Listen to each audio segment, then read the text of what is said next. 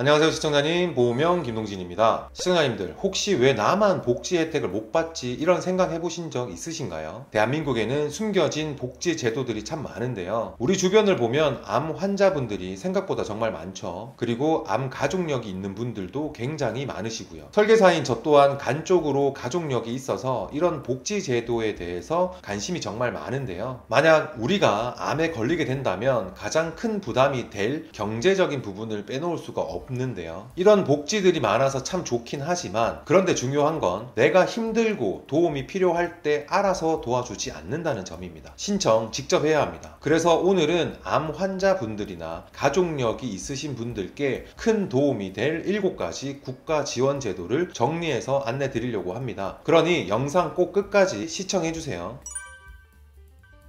첫 번째 지원 제도는 본인 일부 부담 산정 특례 제도입니다. 먼저 주변에 암 치료를 받아보신 분이 있다면 산정 특례는 많이 들어보셨을 텐데요, 암, 중증 질환, 희귀 질환, 중증 난치 질환자들이 고액의 비용과 장기간의 치료가 요구되는 특정 질환 진료 시에 환자 본인이 부담하는 금액을 낮춰주는 아주 좋은 제도입니다. 암으로 확진된 날로부터 30일 이내 공단에 등록한 경우 신청 당일부터 확진일 이내 5년 동안 적용이 되는 거고요. 외래 입원, CT, MRI, 약제비 비용까지 건강보험 적용된 5%만 본인이 부담하면 되는 제도입니다. 이 산정특례는 담당 의사분들이 산정특례 신청서를 써주시면 내가 진료받는 원무과 또는 건강보험공단의 팩스, 우편, 방문 또는 홈페이지를 통해 신청이 가능합니다. 그리고 암 환자라면 누구나 받을 수 있기 때문에 걱정과 고민만 하지 마시고 진행하시면 되겠습니다. 두 번째 지원 제도는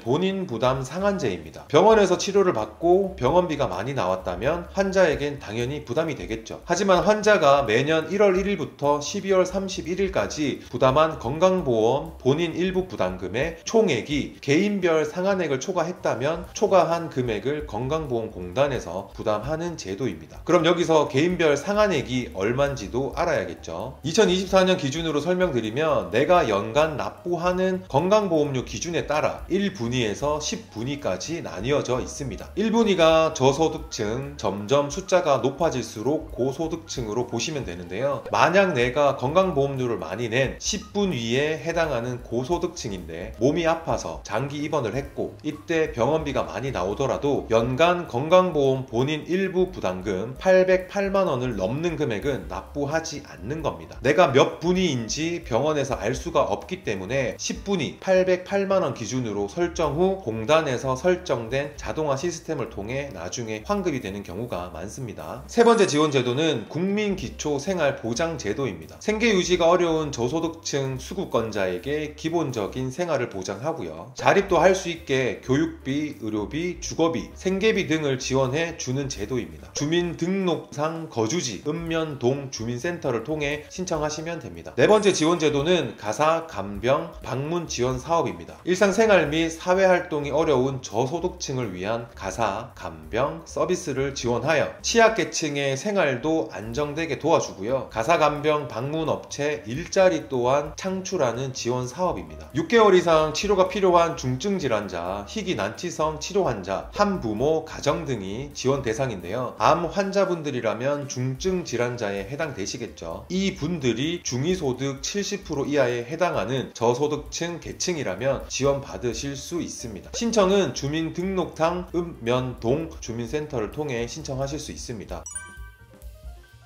여러분, 여기서부터는 공공부분 의료비 지원 제도입니다. 다섯 번째 지원 제도는 긴급복지 의료비 지원입니다. 수술 또는 입원이 필요한 중대한 질병 또는 상해로 인해 발생한 병원비를 감당하기 어렵고 곤란을 겪는 분들께 지원해주는 제도입니다. 만약 암 치료 중인데 경제적인 어려움을 겪고 계시다면 이 제도를 통해 활용 가능하겠죠. 입원부터 퇴원까지 각종 검사 치료 등의 의료 서비스와 약제비까지 지원받을 수 있고요, 300만원 범위 내에서 의료비를 비급여 항목까지 포함하여 지원해 줍니다. 하지만 간병비, 의료 소모품, 보조기 또는 의료기기 구입, 보호자 식대, 비급여, 도수치료 등 지원하지 않는 보장 내용도 있으니 꼭 참고해 주세요. 그리고 이 제도는 꼭 퇴원 전에 요청하셔야 하고 지급보증 신청 시 진단서와 현장 확인을 통해 지원 여부를 결정하게 됩니다.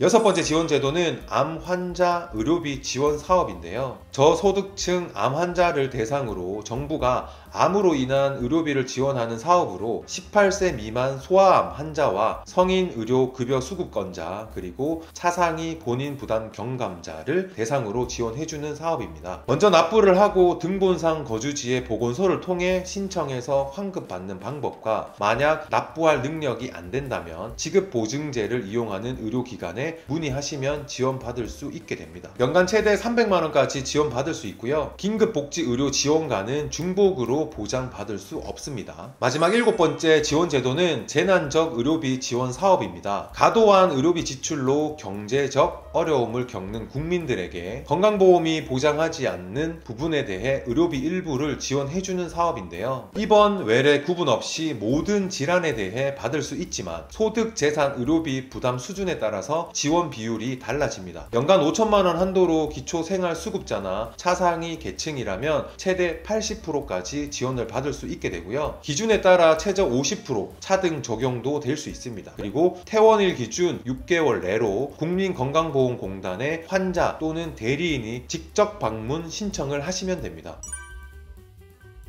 이렇게 암 환자와 암 가족력이 있는 분들이 알고 있으면 진짜 많은 도움이 되어줄 본인부담 산정특례제도, 본인부담 상한제제도, 국민기초생활보장제도, 가사간병 방문지원제도, 긴급복지의료지원제도, 암 환자 의료비 지원제도, 재난적 의료비 지원제도까지 이렇게 7가지 지원제도에 대해 안내드렸습니다. 시청자님들, 우리나라는 의료 혜택이 좋은 걸로 굉장히 유명하잖아요. 대부분이 내고 있는 국민건강보험료 덕분에 당장 내가 아플 때 내는 병원비 혜택도 크고 안내드린 지원받을 수 있는 제도 또한 정말 많습니다. 그러니 병원비, 생활비 등 도움이 필요하신 분들이 이 제도를 몰라서 활용 못해 어려움을 겪는 일이 없도록 오늘 영상을 준비했으니 우리 소중한 가족과 친지, 주변 지인분들께 공유하셔서 많은 도움 받을 수 있게 해주세요. 구독과 좋아요는 영상 제작에 큰 힘이 됩니다. 꼭 한 번씩 부탁드리고요. 그럼 더 알차고 도움되는 정보로 다시 찾아뵙겠습니다. 보험에 관해 궁금하신 내용은 문의 주십시오. 친절히 안내드리겠습니다. 오늘도 시청해주신 여러분 진심으로 감사합니다.